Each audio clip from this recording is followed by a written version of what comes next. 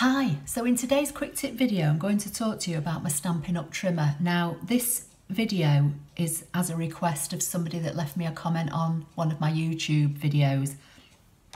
I have got some quick tip videos lined up for my channel which I'm probably going to maybe put out once a month, and they'll cover things like the trimmer, the scoreboard, the silicone mat, cling stamps, all kinds of topics I've got. But this one, as I say, was a request, so I thought I'd put this on my channel first. So I was asked if I'd explain about the trimmer. First of all, I'll just explain it has a cutting blade and a scoring blade. It has a lock on the top which locks this arm into place so that when you're transporting it, it doesn't flop around. I'll just turn it over. On the back, it's got rubberized feet so it won't move when it's on your desk. It's stable, and it's got a storage compartment that lifts up with spaces where you could keep your bone folder and spare blades, that kind of thing. It's got an arm that pulls out, and on the underside of the arm is a little ledge which you clip out and lock into place, so that when you are then measuring anything or cutting anything, this sits flat on your table. If you unlock that, that can bend down. So that's just an extra little aid to keep it supported. It actually measures up to about 14.5 inches. And I think the cutting area on the bed vertically is about 12.5. So I'll just fold that in. The reason that I love this trimmer so much is because of all the measurements here. You'll probably have seen on my channel I did a video on understanding 1/8 and 16ths, and this trimmer makes that so easy. It measures in inches, in centimetres, and in 1/8 and 16ths. So it's like the perfect trimmer for making boxes or 3D projects, that kind of thing.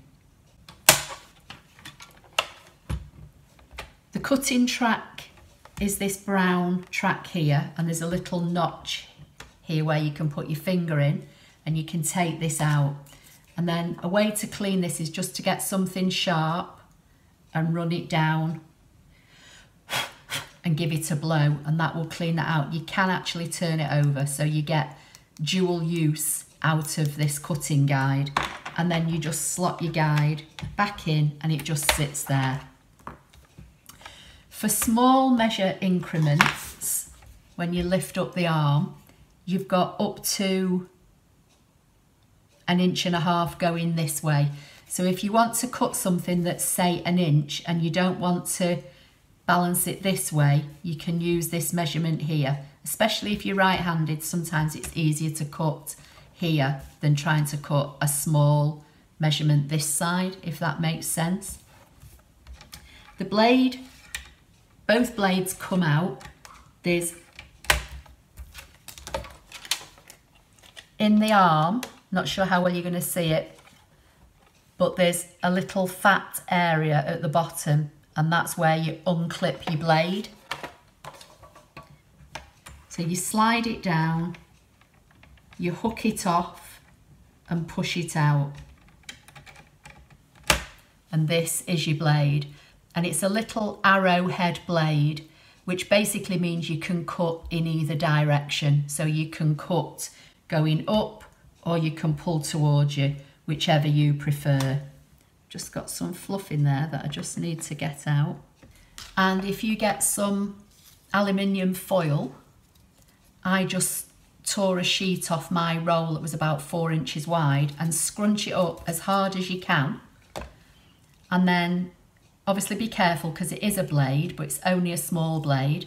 Then just dig your blade in and out of the aluminium foil. You can jiggle it from side to side or just press it in. As I say, this is like an arrowhead blade, so it cuts in both directions. So just, you know, you can sharpen your blades, and then when you think you've got beyond the sharpening, you can just purchase spare ones. And then when you replace your blades, you buy this, and then you literally just clip one out and you put the other one in, and there's a little hook here, and you pop that in, and then it clips over the edge here, and then it's good to go. The weather's a bit unpredictable here in the UK at the moment, so we're getting sunshine and snow and showers. So the room I film in is a very light room with an adjoining glass roof. And I've started off and the video is relatively okay, and then the sun comes out and you can't see anything. So I'm hoping that you'll be able to catch everything I'm saying. So let's cut. I'm going to put my card in. It's got a little butt bar here and here. You just butt your paper or your card up to that, and then cut. And there it is, perfectly cut. You can line it up at the bottom if you prefer. If you're left-handed, you could turn this either way. It doesn't really matter. Your ruler would be upside down, but you'd still be able to see. So if you wanted to cut something at, you know, 3 inches, slide your card along to the 3-inch mark, make sure it's butted up against the bar, and bring your blade, and you've cut. I prefer to use it with this on the right. You can slide your blade out of the way if you just want to score. So if I wanted to put a score line in this piece of card at 1 inch, I've got my scoring blade. There's my score line. And if this was a base card, I'd just fold it over and burnish it. So it cuts and scores in either direction. It measures in centimetres. You've got a centimetre ruler at the top and at the bottom, and sandwiched in the middle you've got your inches. But not only have you got your inches, you've got your 1/8 and your 16th marks. It comes with a plastic covering on it that you might not realise is there, and you can leave it on if you want. I've actually just peeled mine off, which just helps, I find, it helps it kind of hold on to the paper a little bit more, although it's still quite a slick surface with the plastic covering on it. Sometimes your card can slide around. And as I say, you know, if you, with the arm folded in, it cuts up to 6 1/4.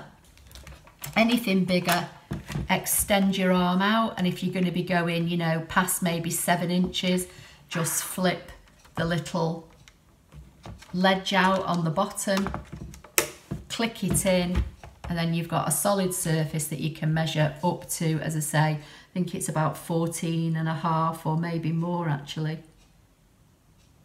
About 14 1/2 inches. You can wipe it clean. I wouldn't use any solvent or anything on it, but you could wipe it clean with a, you know, a damp cloth. And when you finish with it, just lock it into place here. You slide it to the left to unlock it, to the right to lock it. Then if you were going on a crop or going to a class, that all stays in place, and this isn't going to flop about, and you're not going to lose your blades or anything. So that is the Stampin' Up! Trimmer. It is available in my online shop. I'll leave the link on the screen to my website, and if you have any other questions, please don't hesitate to contact me, and I'll see you in the next video. Thank you.